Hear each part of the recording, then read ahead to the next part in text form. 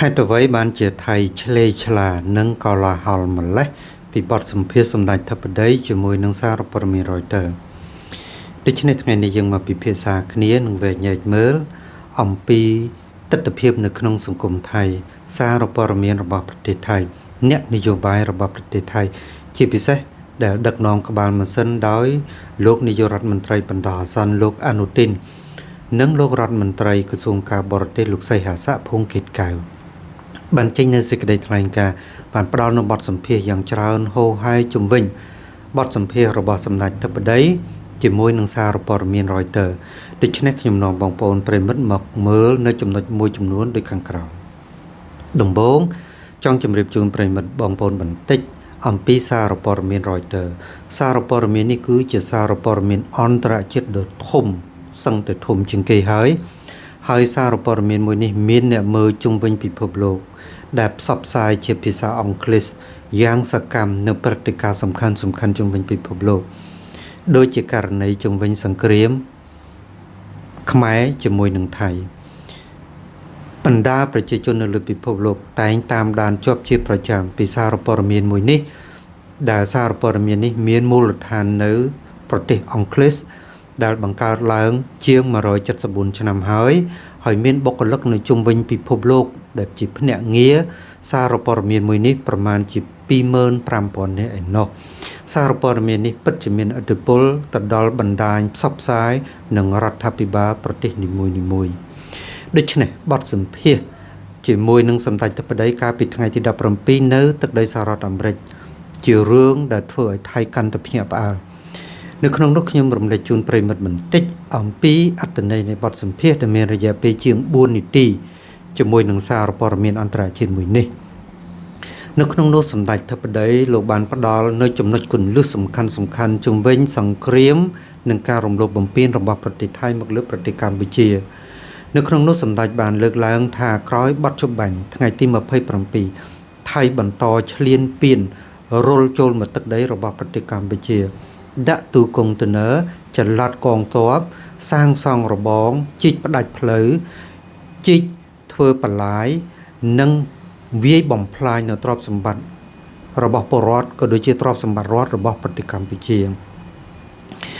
នៅក្នុងនោះលោកក៏បានពិពណ៌នាថា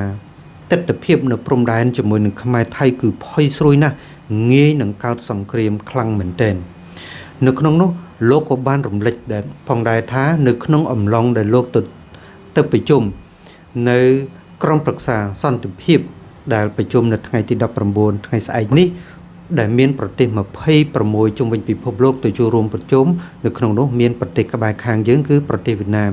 ក៏ជាសមាជិកមួយរូបដែរដូច្នេះអ្វីដែលថៃកំពុងតែបារម្ភកំពុងតែខ្លាចកំពុងតែភ័យព្រួយនោះមិនដឹងថាតើសម្ដេចធិបតីលោកនឹងជួបជាមួយនឹងប្រមុខថ្នាក់ដឹកនាំផ្សេងទៀតឬក៏មានចំណុចណាមួយដែលប្រទេសកម្ពុជាក្នុងនាមជាសមាជិក Board of Peace ប៉ុន្តែកំពុងតែត្រូវបានប្រទេសជិតខាងខ្លួនកំពុងតែរំលោភបំពានដូច្នេះរឿងទាំងអស់នេះគឺជារឿងដែលប្រទេសថៃកំពុងតែភ័យខ្លាចហើយការផ្សព្វផ្សាយបទសម្ភាសន៍របស់សម្ដេចធិបតីគឺប្រងព្រាតនៅលើបណ្ដាញសារព័ត៌មានអន្តរជាតិធំតាំងពីថ្ងៃទី17និង18នេះដូច្នេះហើយធ្វើឲ្យថៃមិនសនុកចិត្តនៅមិនស្ងៀមទេដោយនៅក្នុងនោះថៃនឹងត្រៀមបញ្ជូននៅរដ្ឋមន្ត្រីក្រសួងការបរទេសរបស់ខ្លួនលោកសីហសភុងកេតកៅទៅកាន់ប្រទេសបារាំងទៅទីក្រុងសេណែវនៅក្នុងនោះដើម្បីទៅពយល់គេហើយលោកបានចោទប្រកាន់ថាកម្ពុជាច្រឡំខុសឬក៏ចោទប្រកាន់ថៃខុសថាថៃរំលោភបំពានដែលចោទប្រកាន់កម្ពុជាថាបានធ្វើការផ្សព្វផ្សាយបង្ខូចពីប្រទេសថៃទៅអន្តរជាតិដូច្នេះដំណើររបស់លោកសីហសភុងកេតកៅគឺដើម្បីទៅពយល់ទៅប្រាប់គេមកទល់នឹងទស្សនវិជ្ជាម៉ោងនេះមិនមែន100ឆ្នាំមុន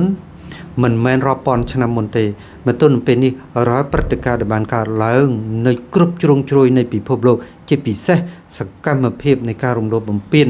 ដោយខុសច្បាប់សកម្មភាពការដាក់ទូកុងតឺន័ររេបន្លាលួសការជីកធ្វើបន្លាយការធ្វើរបងផ្សេងដែលថៃកំពុងតែធ្វើនៅក្នុងទឹកដីរបស់ប្រទេសកម្ពុជាត្រូវបានប្រជាជនពីប្រទេសកម្ពុជានាំគ្នាផ្សព្វផ្សាយប្រងព្រាតបានធ្វើឲ្យពិភពលោកដឹងរឿងនេះពិតជាក់ស្ដែងដូច្នេះលោកសីហសភុងកេតកៅអាចកុហក ប្រជាពលរដ្ឋថៃបានប៉ុន្តែលោកមិនអាចកុហកពលរដ្ឋកម្ពុជានិងពិភពលោកបាននោះទេដូច្នេះលោកកុំយល់ច្រឡំហើយនៅតែគិតថាលោកធ្លាប់បោកប្រាស់ប្រជាពលរដ្ឋថៃខ្លួនឯងបានប៉ុន្តែលោកមិនអាចបោកប្រាស់ប្រជាពលរដ្ឋកម្ពុជាលោកមិនអាចបោកប្រាស់អន្តរជាតិបានទេពីសកម្មភាពនៃការឈ្លានពានរបស់លោកមកលើទឹកដីរបស់ប្រទេសកម្ពុជានៅក្នុងនោះខ្ញុំចង់រំលឹកនិងជម្រាបជូនប្រិមិត្តបន្តិចពាក់ព័ន្ធទៅនឹងសកម្មភាពដែលថៃបានកំពុងតែចលាចលនៅពេលនេះពីព្រឹត្តិការណ៍របស់សម្ដេចធិបតីក៏វាជាសញ្ញាណមួយរំលឹកថាអាចនឹងមានភាពផុយស្រួយពាក់ព័ន្ធទៅនឹងសង្គ្រាមដែលជាកាប់ប្រឆេះរបស់ប្រទេសថៃពីព្រោះថាថៃប្រើប្រាស់ក្បួននេះទទួលបានជោគជ័យដើម្បីបន្លប់ស្ថានភាពនៅក្នុងប្រទេសរបស់ខ្លួននិងដើម្បីបន្លប់ស្ថានភាពនៅលើពិភពលោកកុំឲ្យគេមើលមកប្រទេសថៃថាប្រទេសថៃខូចកុំឲ្យអន្តរជាតិលូកដៃចូលមកក្នុងរឿងនេះជាពិសេស Board of Peace របស់លោក Donald Trump តែម្ដងនឹងថៃតែងតែកិច្ចវេះការប្រើប្រាស់នៅផែនទីអន្តរជាតិដែលជាផែនទីសន្ធិសញ្ញាជាមួយនឹងថៃបារាំងដែលជាអាណាព្យាបាលរបស់ប្រទេសកម្ពុជាតាំងពីឆ្នាំ1907ដូច្នេះថៃនឹងផ្ដើមលេងនៅល្បិចសង្គ្រាមរបស់ខ្លួនសង្គ្រាម